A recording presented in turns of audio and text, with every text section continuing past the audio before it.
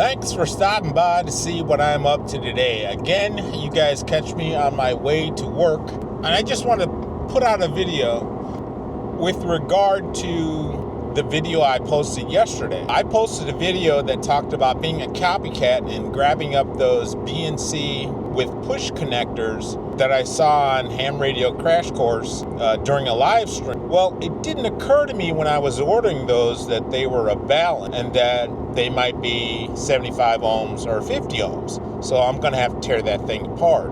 I looked at it as a connector, like the banana plug connector, and I didn't consider ohms.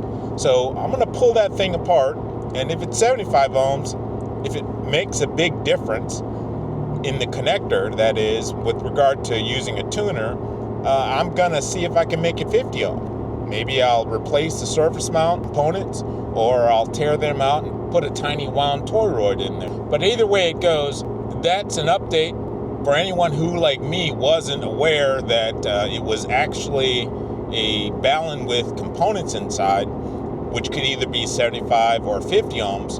But we're going to find out, and we're going to make it right. Thanks for stopping by.